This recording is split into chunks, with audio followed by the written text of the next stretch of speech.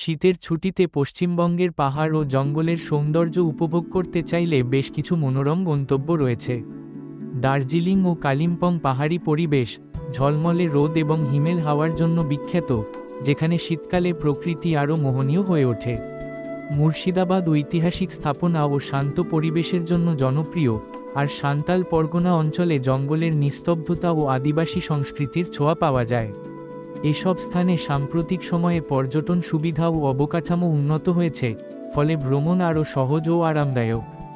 শীতের সময় আবহাওয়া সাধারণত মনোরম থাকে, তবে পাহাড়ি ও জঙ্গল এলাকায় হঠাৎ পরিবর্তন হতে পারে, তাই স্থানীয় পূর্বাভাস দেখে নেওয়া উচিত। সংক্ষিপ্ত ছুটির জন্য এই গন্তব্যগুলো প্রকৃতির সৌন্দর্য ও শান্ত পরিবেশের নিখুঁত সমন্বয়, ঠান্ডার দাপট নেই। তবে সকাল সন্ধ্যার শিরশিরানিটুকু মন্দ লাগে না। ঝকঝকে রোদ এমন সময় বাড়াবাড়ি মনে হয় না, বরং হিমেল পরশটুকু লাগলেই মন নেচে ওঠে বেড়াতে যাওয়ার জন্য, শীত জাঁকিয়ে পড়েনি।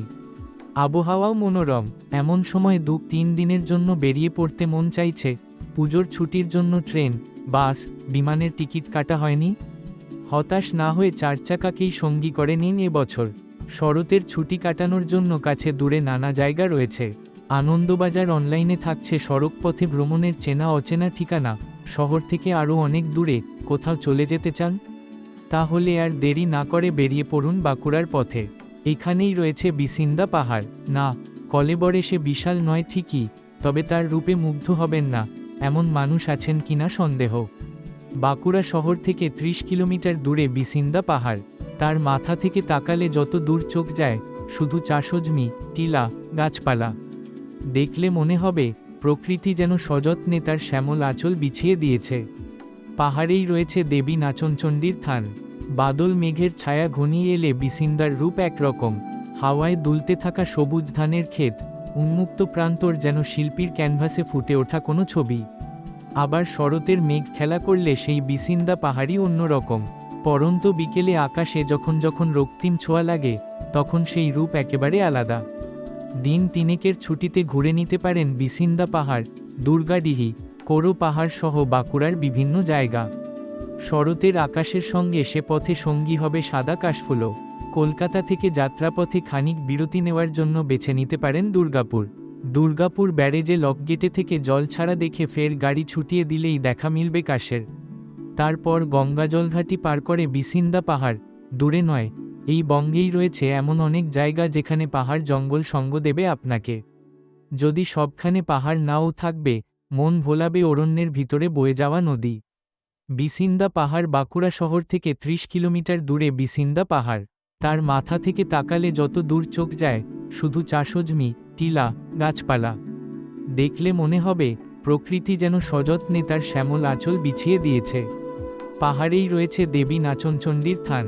শীতের এই মরশুমে পুরুলিয়া, বাঁকুড়ার মতো জেলার আবহাওয়া থাকে বেশ মনোরম। চড়া রোদে খানিক গরম লাগলেও ছায়ায় গেলেই মেলে শীতল পরশ। বিসিন্দাকে পাহাড় না বলে টিলা বলাই ভালো।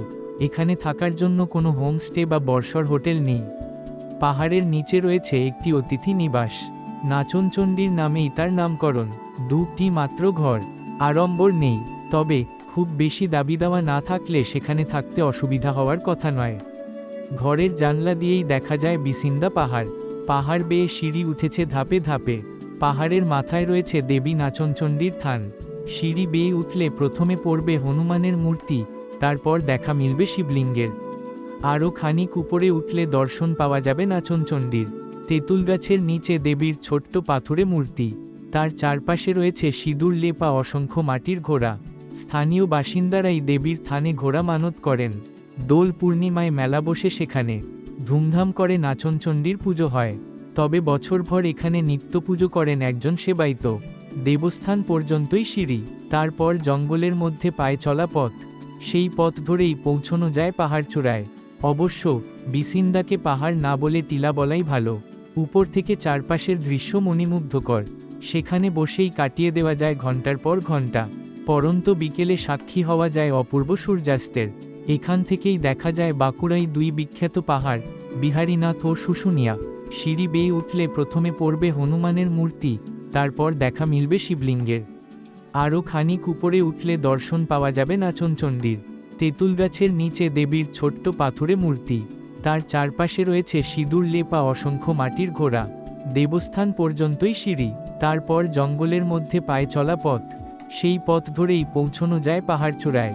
উপর থেকে চারপাশের দৃশ্য মণিমুগ্ধকর। কিভাবে যাবেন? বিসিন্দা পাহাড় ঘুরে নেওয়ার জন্য 1 রাত 2 দিন যথেষ্ট। তবে এখান থেকে আরও বেশ কয়েকটি জায়গায় যেতে পারেন। কাছেই 20 কিলোমিটারের মধ্যে রয়েছে কোরো পাহাড় ও শুশুনিয়া পাহাড়। বাঁকুড়ার আর একটি স্বল্পচেনা আরও একটি গন্তব্য গাংদুয়া ড্যাম। ঘুরে নিতে পারেন বিহারীনাথও। তবে পর্যটনের প্রসারে পাহাড়ি পথ খানিক বাধাই করা হয়েছে। একটি মন্দির নির্মাণও হচ্ছে সেখানে। সেটুকু বাদ দিলে এখনও বিসিন্দা পাহাড় ভারী নির্জন, সুন্দর, মন হারানোর প্রকৃত ঠিকানাই বটে। কলকাতা থেকে বিসিন্দা পাহাড়ের দূরত্ব 204 কিলোমিটার। গাড়িতে গেলে সময় লাগবে 5 থেকে 6 ঘন্টা। ট্রেনে বা বাসে করে বাঁকুড়া স্টেশনে এসে গাড়ি ভাড়া করে গন্তব্যে পৌঁছানো যায়। কোথায় থাকবেন? বিসিন্দা পাহাড়ে থাকার একটি জায়গা। পাহাড়ের নিচের অতি সাধারণ অতিথি নিবাস। আগাম বুকিং করে না এলে ঘর পাওয়া কঠিন।